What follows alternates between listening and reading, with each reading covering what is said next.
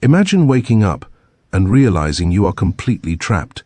Your mind is awake, your thoughts are clear, you can hear everything, you understand everything.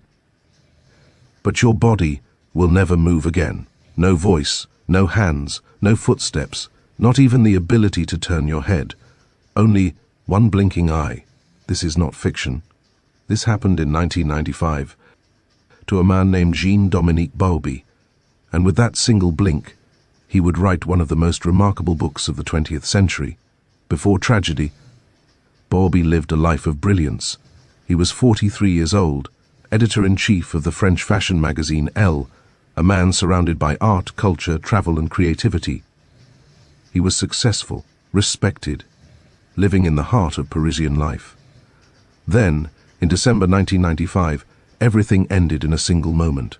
Bauby suffered a massive stroke. He collapsed, and soon, he slipped into a coma. Weeks later, Bauby opened his eyes. At first, doctors believed this was a miracle. He was alive, he was awake.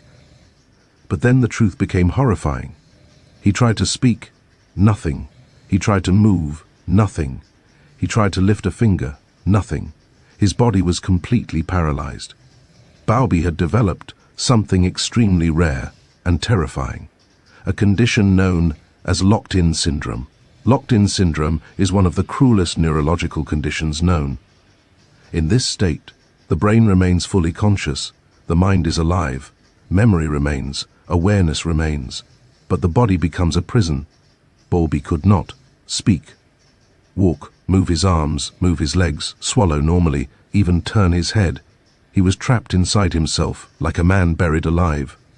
The only movement he retained was the ability to blink his left eye.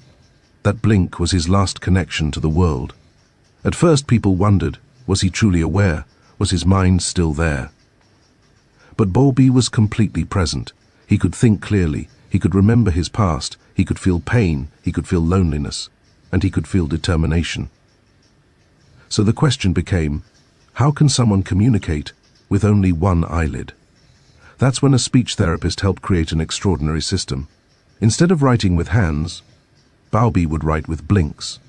A special alphabet was created, not in normal order, but arranged by letter frequency in French. An assistant would slowly recite E, S, A, R, I, N, and Bauby would blink when the correct letter was reached. One blink meant yes. Each word took minutes. Each sentence took hours. It was exhausting, painstaking, almost unimaginable. But Bauby kept going, day after day, blink after blink, letter after letter. He began to do something impossible. He began to write a book. Bauby could not hold a pen, but his mind was still free. In his imagination he could travel, he could remember, he could dream. And so, trapped inside a silent hospital room, he dictated his memoir. Its title was poetic and heartbreaking, The Diving Bell and the Butterfly. The diving bell was his body, heavy, sealed, sinking, a prison of flesh.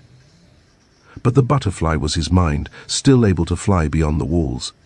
Even when everything was taken, his thoughts remained free. Over many months, Bauby blinked out an entire manuscript, around 200,000 blinks, to create a complete book. Every page required hours of effort. Every paragraph was a battle. But slowly, a voice emerged from the silence. The book was filled with humor, sorrow, memory, beauty, longing, and extraordinary humanity. It was not just a story of suffering, it was a story of spirit. In 1997, the book was published, and it became an international sensation. Millions of copies sold. Critics called it a masterpiece. Readers around the world were stunned. A man who could only blink had written one of the most powerful memoirs ever created. It proved something unforgettable. Even when the body is broken, the human voice can survive. But the story has one final heartbreak. Jean-Dominique Bauby did not live long enough to enjoy his triumph. He died in March 1997, just 2 days after the book was published. He never truly saw the world's reaction. But his words escaped. His butterfly flew free. Years later, his memoir was adapted into an award-winning film, and his story became a symbol of resilience. Today, locked-in patients can communicate through eye-tracking technology, computer interfaces, brain signals. But Bauby did it first, with nothing but an eyelid and an unstoppable will. Jean-Dominique Bauby could not walk, could not speak, could not embrace the world. But with one blinking eye, he proved something eternal. That the human spirit is not measured by movement, but by courage. Even in silence, a voice can rise. Even in captivity, a butterfly can fly. If this story moved you, don't forget to like, subscribe, and share, because history is full of extraordinary humans who remind us what it truly means to endure.